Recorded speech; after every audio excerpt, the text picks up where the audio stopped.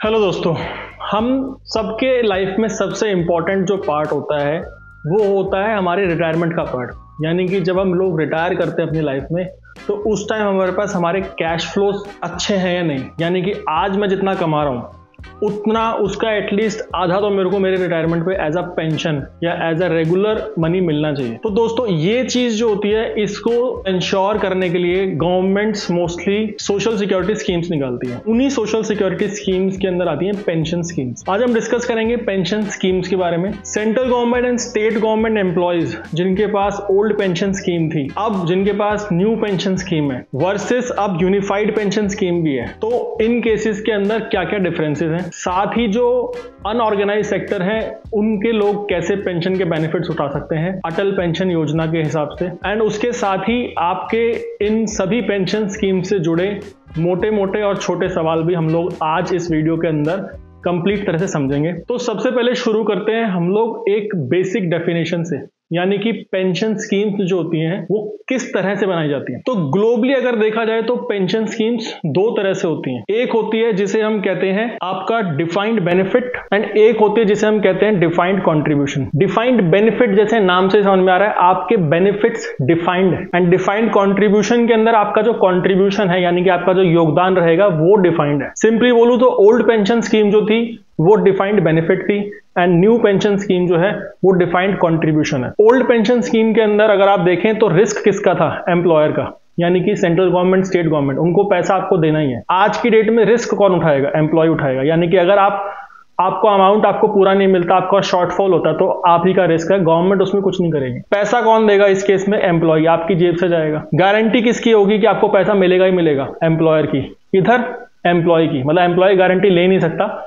But उसी को लेनी पड़ेगी। बेनिफिट्स कितने होंगे? आपके यहाँ पे बेनिफिट्स फिक्स्ड हैं जो कि डिफाइंड बेनिफिट में है। आपको आपकी सैलरी का एक परसेंटेज एक फॉर्मूले के हिसाब से आपको आपके बेनिफिट्स डिफाइन हो जाते हैं, बट आपके डिफाइंड कंट्रीब्यूशन के अंदर मार्केट लिंक्ड होते हैं। यानी कि आपने अपना पैसा जहां इन्वेस्ट किया उसमें से जो रिटर्न्स आए वो आपके रिटर्न्स जो है वो आपके बेनिफिट्स होंगे। लॉन्जिविटी रिस्क, यानी कि अगर आप ज्यादा जीते हो, बेसिकली आपने अपना सरप्लस भी खत्म कर दिया, आपके जो असेट्स थे वो सब जीरो हो गए, तो उस केस में जो रिस्क है बेसिकली तो डिफाइंड बेनिफिट के अंदर वो जीरो रिस्क है, क्योंकि आप जब तक आप जिंदा हो उसके बाद भी आपके स्पाउस को कुछ पेंशन मिलती रहती है। डिफाइंड कंट्रीब्यूशन में लॉन्जिविटी रिस्क एम्प्लॉय पे आता है अगर उन्होंने अपनी रिटायरमेंट प्लान नहीं करी। हम समझेंगे इसको फ्रॉम अ एन्युइटीज पर्सपेक्टिव। जो एन्युइटीज मिली जाती हैं वो आप लोग कैसे यूज कर सकते हो अपनी लॉन्जिविटी रिस्क को कम करने के लिए, एंड वो बहुत ही इंपॉर्टेंट चीज है दोस्तों, उसको बिल्कुल ध्यान से देखिएगा। महंगाई का असर आपके ऊपर नहीं पड़ेगा क्योंकि आपको इसके अंदर नेचुरली डीए हाइक्स मिलते हैं। आप डिफाइंड कंट्रीब्यूशन से स्टेप अप एन्युइटीज के थ्रू या स्टेप अप जो एसआईपीज होते हैं उनके थ्रू आप अपना रिस्क ही कम कर सकते हो, बट ये रिस्क यहाँ पे है।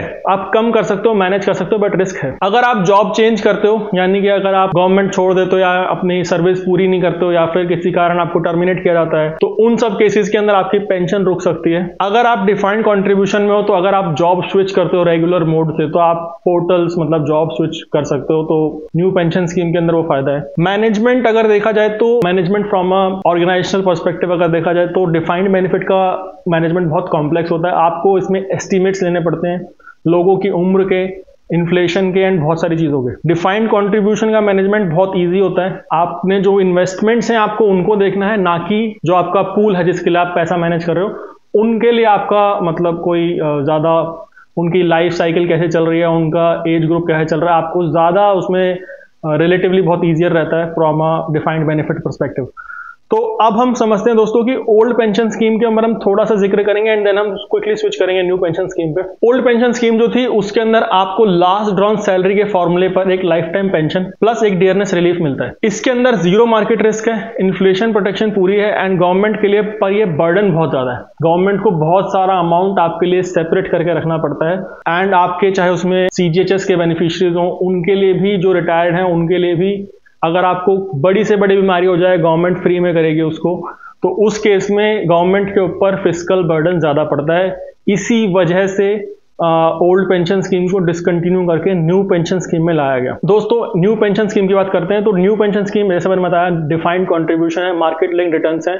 ये ट्रिपल ई स्कीम है, यानी कि आपके इन्वेस्टमेंट, आपका रिटर्न्स एंड जो आपके विड्रॉल्स हैं, इन तीनों के ऊपर कोई टैक्स नहीं लगेगा। इसको एग्जेम्प्ट यानी ट्रिपल ई स्कीम बोलते हैं। एंड इसी वजह से ये स्कीम जो है पोस्ट टैक्स रिटर्न्स के हिसाब से काफी अच्छी हो जाती है compare to other schemes. Eligibility, आप इंडियन सिटीजन होने चाहिए और सिर्फ इंडिविजुअल अकाउंट होगा। आप इसके अंदर HUF और PIO अकाउंट नहीं खुलवा सकते। अब इंपॉर्टेंट बात है विड्रॉल्स की। विड्रॉल्स के केसेस के अंदर क्या होता है कि आप जब 60 ईयर्स के पहुंच जाओगे, यानी कि आपकी सुपर एन्युएशन के टाइम, आपको 60% जो भी आपका कॉर्पस बनेगा, सपोज कीजिए वो 1 करोड़ है, तो आपको 60 लाख लमसम उस टाइम मिल जाएगा। एंड 40% के ऊपर आपको कंपल्सरीली एन्युटी लेनी पड़ेगी। कंपल्सरी से मतलब यह है कि आपको एन्युटी पेमेंट स्कीम्स होती हैं, बहुत सारे जो बैंक्स हैं उसके अंदर ये स्कीम प्रोवाइड करते हैं कि आपका पैसा रख लिया 40 लाख रुपए, इस 40 लाख के हिसाब से आपको 10 साल, 15 साल, 20 साल, जब तक आप बोलोगे आपको एन्युटीज मिलेंगी, यानी पेंशन मिलेंगी। उसके बाद वो मिलनी बंद हो जाती हैं। अगर आपने 60 साल में एस्टिमेट किया कि मैं 80 साल तक जीऊंगा, तो 80 के बाद अगर आप 100 तक जिए तो 20 साल अपनी जेब से पैसा खर्चिए, आपको इधर से पैसा नहीं मिलेगा। हम आगे देखेंगे कि कैसी कैसी स्कीम्स हैं जिनके अंदर आप एन्युटीज को और अच्छे तरह से मैनेज कर सकते हो। देन पार्शियल विड्रॉल्स क्या होते हैं इसके अंदर, कि आप अगर अपनी नौकरी NPS में जुड़ने के बाद आफ्टर 3 इयर्स, एंड जब तक आप NPS से बाहर निकलते हो तब तक सिर्फ 3 बार आप 25% पैसा बाहर निकाल सकते हो हर बार। वो पैसा बेसिकली आप अपनी स्पेसिफाइड चीजों में यूज कर सकते हो, जैसे मैरिज, बच्ची की एजुकेशन, देन आपका कोई स्टार्टअप अगर आप करना चाहते हो तो वो, एंड उसी के साथ अगर आपको कोई स्पेशल इलनेस है तो वो। ये इलनेसेस डिफाइंड है, मैं आपको बाद में एक लिंक दूंगा जहां पे आप ये इसको प्रॉपर्ली देख सकते हैं कि कौन कौन से इलनेसेस है जिनको आप क्लियर कर सकते हो। इनफैक्ट ये सारी इलनेसेस है जिनके लिए आप क्लेम कर सकते हो अपना NPS विड्रॉल। देन अब बात करते हैं इन्वेस्टमेंट चॉइसेस की। तो दोस्तों इन्वेस्टमेंट चॉइसेस जो होती हैं, गवर्नमेंट आपको अलाउ करती है कि आप एग्रेसिव कंजर्वेटिव चॉइसेस पहले से ले सकते हो। एंड इनका बेसिकली सिर्फ मतलब ये है कि आप अग्रेसिव लेते हो तो आपका इक्विटी साइड एक्सपोजर ज़्यादा होता है and corporate bonds and corporate debts में कम होता है। तो ये जो एक्सपोजर होता है बेसिकली, अगर आपका इक्विटी में एक्सपोजर ज़्यादा है एंड आप यंग हो, अजम्पशंस के तौर पर ये माना जाता है कि आपको ज्यादा रिटर्न्स मिलेंगे बिकॉज इक्विटी की ग्रोथ ज्यादा होती है compare to other safe asset classes. इस तरह से आपका ऑल्टरनेटिव एसेट्स भी होते हैं जिनके अंदर एक कंट्रीब्यूशन डिफाइंड है। ऑल्टरनेटिव एसेट्स जो होते हैं न्यू एज एसेट्स होते हैं, ज्यादा रिस्की होते हैं, इसलिए इसमें मैक्सिमम 5% ही गवर्नमेंट अलाउ करती है, वो भी अगर आप चाहो तो। And then there is a auto choice. Auto choice का मतलब ये है कि कंजर्वेटिव,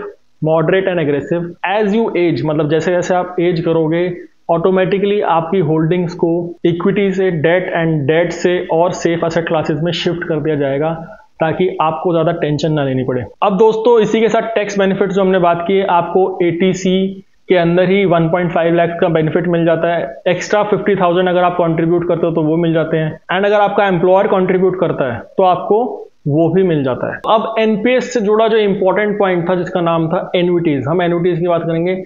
एन्युटीज जैसे मैंने आपको बताया कि आप जब रिटायर करोगे तो उस टाइम जो आपको पेंशन मिलेंगी वो कैसे मिलेंगी। तो इस केस के अंदर सबसे पहले 2 चीज हैं। एक होता है जिसे हम कहते हैं रिटर्न ऑफ परचेज प्राइस, और एक जिसे हम कहते हैं non return of purchase price, यानी कि without return of purchase price. Purchase price का रिटर्न का मतलब ये है कि अगर आपने 40 लाख रुपए की आज एन्युटी ली है, तो जब आपकी एन्युटीज का टाइम खत्म होगा, यानी 10, 5, 15 साल बाद, वो अमाउंट आपको वापस मिल जाएगा। इसको कहते हैं रिटर्न ऑफ परचेज प्राइस। जो दूसरा होता है उसके अंदर आपको वो पैसा वापस नहीं मिलता, एंड इसीलिए उनका जो रिटर्न होता है, आपका रिटर्न जो होगा वो भी उसीलिए ज्यादा होगा, क्योंकि जब आपको पैसा वापस नहीं मिल रहा तो आपका एक तरीके से प्रिंसिपल और आपका इंटरेस्ट दोनों ही आपको आपकी पेंशन में मिल गया। तो अब हम समझते हैं कि एन्युटीज डिफॉल्ट क्या होती हैं। डिफॉल्ट एन्युटी का मतलब ये है दोस्तों, जब आपका जो आपकी लाइफ के लिए होता है, बेसिकली आपकी एन्युटी फॉर लाइफ, यानी कि जब तक आप जिंदा हो तब तक, एंड आपकी वाइफ को भी मिलेगा।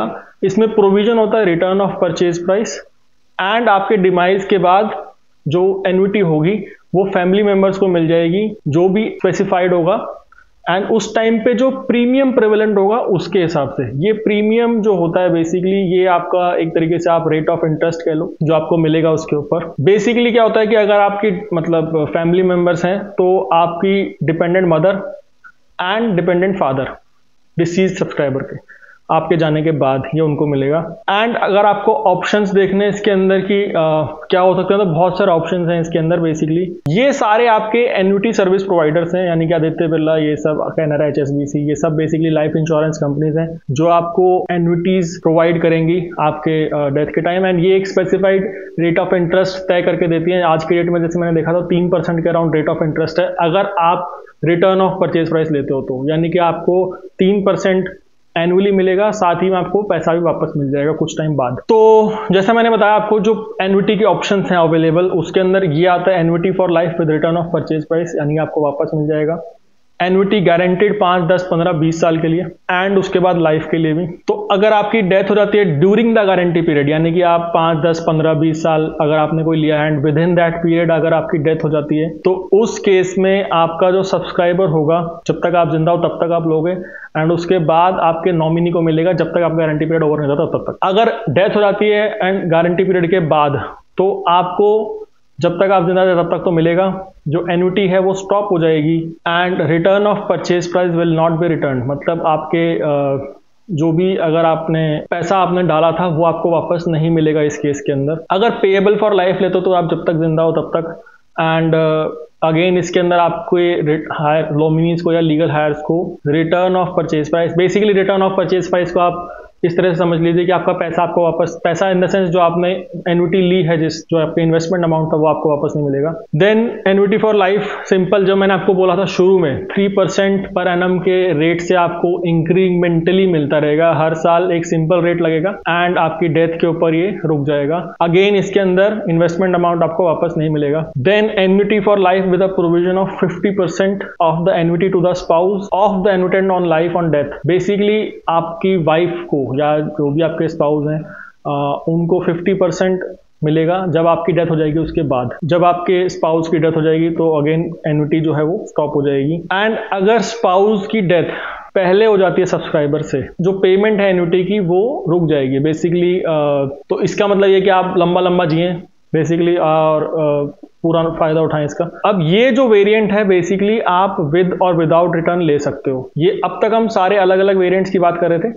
ये एक वेरिएंट है जिसके अंदर आप विद और without return of purchase price ले सकते हो। लास्ट जो है वो है annuity for life with a provision of 100% of the annuity payable to spouse during his और लाइफ टाइम। तो सब्सक्राइबर जब तक वो जिंदा है उसको मिलेगा एंड देयर आफ्टर स्पाउस को मिलेगा पूरा 100%। अगेन अगर आपका स्पाउस जो है पहले डेथ हो जाती है उनकी, तो एन्युटी बंद हो जाएगी जैसे आपके सब्सक्राइबर की डेथ होती है उसके साथ ही। एंड अगेन ये विद और without return of purchase price हो सकता है। तो दोस्तों ये बेसिकली जब भी आपका अमाउंट वो पूछ रहे हैं कि कब आपको रिटर्न मिलेगा, तो सिर्फ उन्हीं में मिलेगा जब आपने रिटर्न ऑफ परचेज प्राइस लिया हुआ है, अदरवाइज आपको वो अमाउंट वापस नहीं मिलेगा। तो आपको बहुत ही केयरफुली ये चीज प्लान करनी है ड्यूरिंग रिटायरमेंट कि आपको कितने टाइम के लिए लेना है उसको, कितने रेट ऑफ इंटरेस्ट पे लेना है, आपको अपने नॉमिनीज को उसमें कैसे ऐड करना है, उनका हेल्थ स्टेटस क्या है आज की डेट में, एंड आप इसको किसी और तरह से भी हेज कर सकते हो basically during that time. And एक चीज और, आप इस पूरे विड्रॉल अमाउंट को 75 साल तक भी लेके जा सकते हो। आप अपना जो आपका 60 के एज में आपको अमाउंट मिल रहा है, आप उसको 75 तक डिफर भी कर सकते हो। तो ऐसा इसमें प्रोविजन है। देन अगेन इनके रेट्स अगर आपको चेक करने हैं तो इस लिंक पे जाके आप एन्युटी सर्विस प्रोवाइडर्स के रेट चेक कर सकते हैं कि करंटली क्या चल रहे हैं, एंड उसके हिसाब से अगेन आपकी रिटायरमेंट प्लानिंग में ये बहुत हेल्पफुल रहेगा। और आप अपना एन्युटी सर्विस प्रोवाइडर क्या चेंज कर सकते हो, तो आपने अगर एक बार बटन दबा दिया तो उसके बाद आप कैंसिलेशन और री इन्वेस्टमेंट किसी और के साथ नहीं कर सकते। ये बहुत ही इंपॉर्टेंट पॉइंट है, बिकॉज आप बेसिकली आपका पूरा जो भी अमाउंट है वो इसी के ऊपर बेस्ड है। And there is a free lookup period also, मतलब ऐसा है कि आपको कुछ टाइम दिया जाता है उसके साथ रहने के लिए, 15 से 20 दिन, उसके बाद आपको जिंदगी भर के लिए डिसाइड कर लेना उस चीज को। तो दोस्तों ये था एन्युटीज का पूरा एस्पेक्ट। तो दोस्तों बात करते हैं यूनिफाइड पेंशन स्कीम के बारे में, जो कि ऑलमोस्ट थोड़ा बहुत डिफाइंड कंट्रीब्यूशन एंड थोड़ा बहुत डिफाइंड बेनिफिट का एक मिक्सचर है। इसके अंदर बेसिकली गवर्नमेंट क्या बोलती है, गवर्नमेंट बोलती है कि आपको एश्योर्ड पे आउट मिलेगा, जैसा कि एनपीएस में नहीं है। पे आउट जो होगा 50% होगा आपकी लास्ट 12 महीने की एवरेज सैलरी का, एंड ये मिलेगा आपको 25 साल की सर्विसेज के बाद। 25 साल से अगर आप पहले छोड़ते हो मिनिमम 10 तो आपको करनी ही होगी क्वालिफाई करने के लिए। 10 से 25 के बीच में आप जैसे छोड़ोगे आपको प्रो रेटा बेसिस पे मिलेगा, यानी कि जितनी आपने सर्विस पूरी करी उसके बेसिस पे आपको एक परसेंटेज उसका मिल जाएगा अगर आप कंप्लीट करते तो उसकी बजाय। ये जो बेसिकली आपको मिनिमम जो है एक इसमें एश्योर्ड बेनिफिट है कि आपको 10 साल की सर्विस के बाद 10,000 रुपए तो मंथली मिलेगा ही मिलेगा। फैमिली पे आउट की बात करी जाए तो आपकी डेथ के बाद 60% जो होगा वो उस टाइम पे जो एलिजिबल आपका अमाउंट होगा उसमें 60% जो होगा वो आपकी स्पाउस को मिल जाएगा। इन्फ्लेशन प्रोटेक्शन है इसमें, यानी कि इसमें डियरनेस रिलीफ है, आपकी महंगाई भत्ता जिसे हम कहते हैं वो मिलेगा। And then there is a extra benefit also, यानी कि आपका जो भी 10% of basic plus DA and into में अगर उसको करा जाएगा तो आपके जितने भी हाफ ईयरली मंथ्स कंप्लीट हुए हैं, यानी कि अज्यूम करिए अगर आपकी 2 साल की सर्विस है तो ये 4 हो जाएगा, अगर 3 साल की सर्विस है तो ये 6 हो जाएगा। एंड अगर आपका बेसिकली अगर आपके 6 महीने या 7 महीने की सर्विस है तो उस केस में आपका एक्स्ट्रा एक ब्लॉक जुड़ जाएगा। एंड इसके अंदर कंट्रीब्यूशन बेसिकली 10% गवर्नमेंट का, 10% आपका एंड 8.5% पूल्ड है। 8.5% पूल्ड मतलब ये कि बेनिफिट्स ये गवर्नमेंट ही पूल करेगी इसको, ताकि आपके एश्योर किया जा सके कि आपको सारे बेनिफिट्स मिलेंगे। इन्वेस्टमेंट्स बेसिकली एम्प्लॉय चॉइस है एंड डिफॉल्ट में चला जाएगा अगर वो नन है तो। जैसे मैंने आपको एनपीएस में बताया था कि ऑटो के अंदर, जिसके अंदर ऑटो चॉइस बेसिकली जिसमें आपका एज यू एज आपका जो एक्सपोजर है, रिस्क एक्सपोजर, वो कम कर दिया जाएगा। पूल्ड कॉर्पस जो है वो गवर्नमेंट मैनेज करेगी। Then there is a benchmark corpus. Benchmark corpus basically क्या है कि आपका जो इंडिविजुअल कॉर्पस है अगर वो ज्यादा है बेंचमार्क से तो आपको ज्यादा मिलेगा, अगर कम है तो आपको टॉप अप करना पड़ेगा। अब ये बेंचमार्क जो कॉर्पस है बेसिकली गवर्नमेंट ये बोली कि मानो आपको 10,000 रुपए देने थे, हर महीने आपने नहीं दिए, तो उस केस में आपका जो एक टॉप अमाउंट बनेगा वो कम बनेगा, और अगर वो कम बनता है तो आपको बाद में कंट्रीब्यूट करना पड़ेगा। अगर वो ज्यादा बनता है तो आपको ज्यादा पैसे मिलेंगे। एंड फाइनली दोस्तों इसके अंदर लॉक इन है, आप एनपीएस से अगर यूपीएस में आ गए हो तो वापस नहीं जा सकते, this decision will be final. अब हम बात करते हैं लास्टली अपने अटल पेंशन योजना के बारे में। अटल पेंशन योजना बेसिकली अनऑर्गेनाइज सेक्टर के लिए है।